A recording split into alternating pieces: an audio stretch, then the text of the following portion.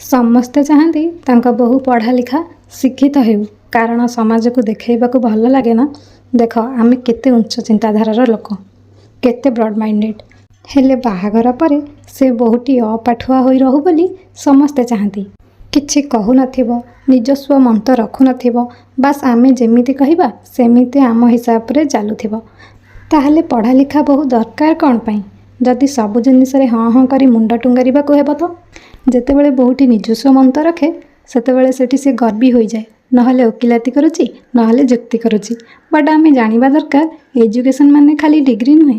ଶିକ୍ଷାର ଅର୍ଥ ନିଜସ୍ୱ ବିଚାରକୁ ଅନ୍ୟମାନଙ୍କ ପାଖରେ ରଖିବାର ସାହସ ରଖିବା, ଭୁଲକୁ ଭୁଲ, ଠିକକୁ ଠିକ୍ କହିବାର ସାହସ ରଖିବା। ମୋତେ ଲାଗୁଛି ସମାଜକୁ ଶିକ୍ଷିତ ବୋହୂ ନୁହେଁ, ଗୋଟେ ଆଜ୍ଞାକାରୀ ବୋହୂ ଦରକାର। କାହିଁକି ନା ଶିକ୍ଷିତ ବୋହୂ ତ ପ୍ରଶ୍ନ କରିବ, ଭୁଲ ବିରୁଦ୍ଧରେ ଲଢ଼ିବ। ସେଥିପାଇଁ ବୋଧେ ଆଜି ବି ସମାଜ ଶିକ୍ଷିତ ବୋହୂକୁ ଭଲ ବୋହୂ ରୂପେ ଗ୍ରହଣ କରିପାରୁନାହିଁ।